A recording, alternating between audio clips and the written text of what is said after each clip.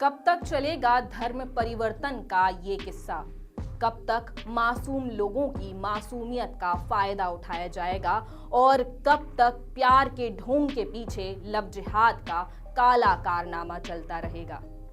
अक्सर जब भी हम या हमारे जैसे और भी लोग धर्म परिवर्तन की बातें करते हैं या लव जिहाद की बातें करते हैं तो लोगों का कहना होता है कि ये तो नेताओं के राजनीति करने के तरीके हैं या लोगों का एजेंडा खड़ा करने का तरीका है। कोई इन्हें सिर्फ मनगढ़ंत कहानियां बताता है तो कोई इन्हें अन्य धर्मों के खिलाफ साजिश। नमस्कार, मैं हूं सोनम शर्मा और आप देख रहे हैं आयुध मीडिया।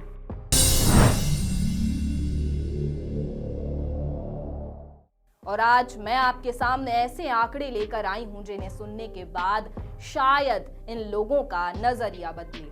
देखिए, मध्य प्रदेश में धार्मिक स्वतंत्रता अधिनियम 8 मार्च को पारित किया गया और 30 मार्च को साल 2021 में लागू हो गया। मध्य प्रदेश धार्मिक स्वतंत्रता अधिनियम में एक धर्म से अन्य धर्म में विधि विरुद्ध संपरिवर्तन जीआई का प्रतिषेध, धर्म संपरिवर्तन के विरुद्ध परिवाद और धारा के उपबंधों के उल्लंघन के लिए दंड आदि का प्रावधान किया गया था।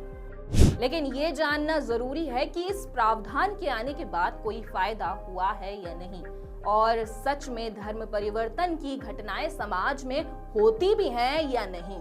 इसे जानने के लिए नजर डालिए इस ग्राफ पर, जिसमें हमने ये पता लगाने की कोशिश की है कि कौन से साल में कितने धर्म परिवर्तन के मामले सामने आए हैं। शब्दों पर जरूर ध्यान दें, हमने कहा कि मामले सामने आए हैं। इसका मतलब ये है कि ऐसा नहीं है कि जिस साल में मामले सामने नहीं आए, इस साल में मामले हुए ही ना हो।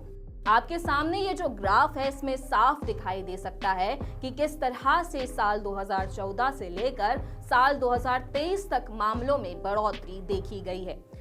साल 2020 में यानी प्रावधान आने से पहले ये मामले 100 से भी कम थे, जो साल 2023 में बढ़कर 300 तक पहुंच गए हैं। यानी कि इन सालों में प्रावधान आने के बाद केस नहीं बढ़े हैं, बल्कि केस दर्ज करना पीड़ितों ने शुरू कर दिया है। बता दें कि अब यदि प्रदेश में कोई भी धर्म परिवर्तन से जुड़ा मामला सामने आता है तो उस पर कार्रवाई भी की जाती है, जिसके कारण ही अब धर्म परिवर्तन का शिकार हुए लोग या लव जिहाद का शिकार हुई पीड़ित महिलाएं भी अब अपने न्याय के लिए सामने आकर प्रकरण दर्ज कराती हैं। बता दें कि इस अधिनियम के आने से पहले भी ऐसे कई ज्यादा केस सामने आते थे, लेकिन ऐसे केस अक्सर उठ नहीं पाते थे और वो लोगों के सामने नहीं आ पाते थे। उसका कारण सीधा सीधा ये था कि उस वक्त कानून धर्म परिवर्तन और लव जिहाद के लिए इतने सख्त नहीं थे। बता दें कि 1968 में भी ऐसा अधिनियम आया था जिसके तहत धर्म परिवर्तन या लव जिहाद करने वालों को सजा मिलती थी, जिसमें महज 2 साल की ये सजा होती थी और करीब 10-20 हजार का जुर्माना लगाया जाता था।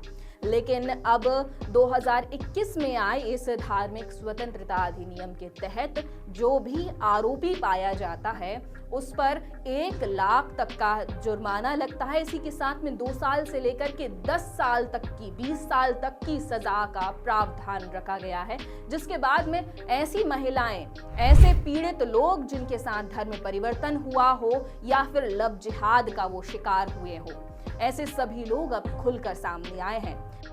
अब ये सब जानने के बाद में आपकी धर्म परिवर्तन या लव जिहाद को लेकर क्या राय है, हमें कमेंट करके जरूर बताएं। इसके अलावा ये आपको वीडियो कैसा लगा ये भी हमें कमेंट करके बताएं। अगर अभी तक आपने हमारे चैनल को सब्सक्राइब नहीं किया हो तो तुरंत कर दीजिए। आयुध इंस्टाग्राम, फेसबुक और ट्विटर पर भी मौजूद है। अगर आपने वहां उसे फॉलो ना किया हो तो तुरंत कर दीजिए। आपका बहुत बहुत धन्यवाद।